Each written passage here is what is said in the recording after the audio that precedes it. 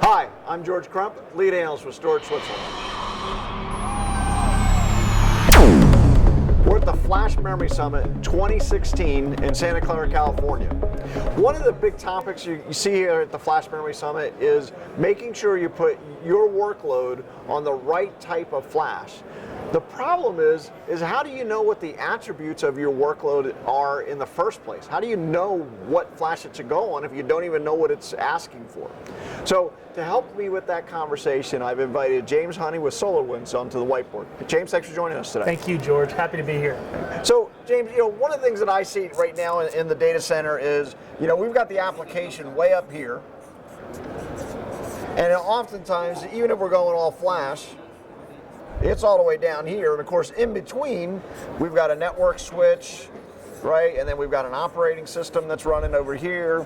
And, we've done different things, like we've tried putting flash in the server, we've tried, putting flash at different points in the juncture, but really there's so many variables here. And so if all we're thinking about is what the performance of this all flash array is, all these other things really impact it, don't they? Absolutely, every day. Yeah. And I think that's what a lot of people are missing, and I've had some conversations about it here, is this is great, this changes the dynamics, and this is long overdue. As somebody in the storage industry for a while, this has been long overdue, but because it's such a big bump and push and performance, what does that mean for everything else? Right, and I think it's the low latent nature of this exposes problems elsewhere, right? Absolutely. We call it shifting the bottleneck. Right. Where does the because for years in the IT blame game, it's always been here.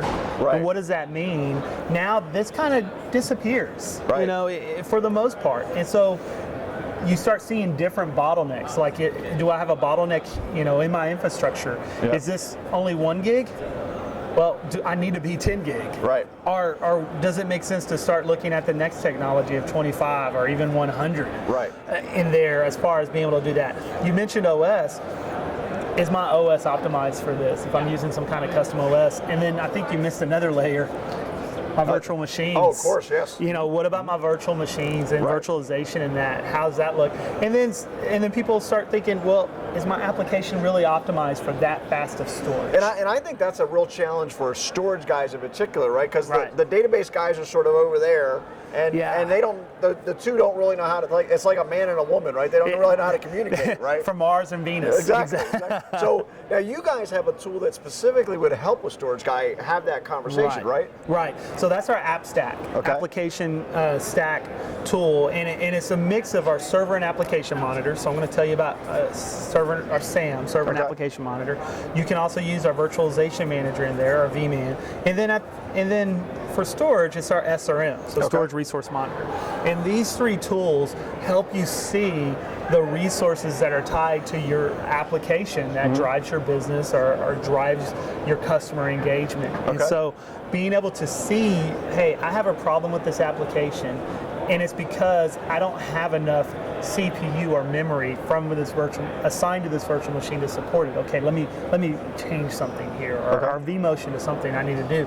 And even before it, down into the storage, do I have a noisy neighbor situation going on? Okay, let me vMotion that data store to somewhere else. So those are areas. But to your original point is, before I even get into this world of adding all flash, let me understand what's going on in my data center, because adding flash is that ideal? Right. Will that work for the application? Sure. Majority of times we're going to say yes. Right. Absolutely. It can't hurt. It can't hurt. I think the thing is if you know what you need, you can probably make a much more wise investment and maybe not spend as much money. Absolutely. And then also understand, if I'm investing here, what about here? Right. What about here? What about here? Of course, yeah. And so that really makes an informed decision, and it also helps break down the walls and the silos, at least lower them enough so where people can kind of communicate across, and get a real good understanding of, well, these are my needs. Okay, this is my need. Well, this is my need too. And really have an open dialogue with that. So let me ask you a hard question then. So if I'm a grizzled IT guy and I'm looking at this, I might think, but I got all these OS utilities that'll help me answer these questions. Why can't I use those? Well, because you're just looking at multiple screens. Okay. So they can get you to a certain point, but then how do you do the relation?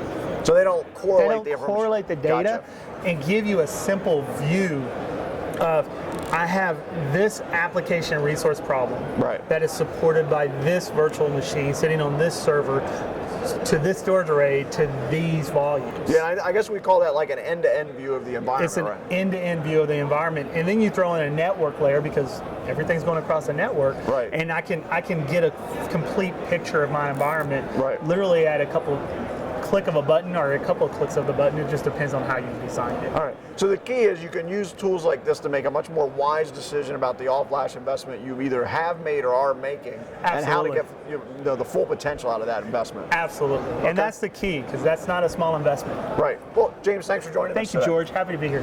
So there you have it. One of the keys to investing in flash is to make sure you're going to get the maximum benefit from that investment. Well, that key is knowledge, understanding what the environment is and having tools like this so you know exactly what you need and where you need it. I'm George Crump, lead analyst with Storage Switzerland. Thank you for joining us.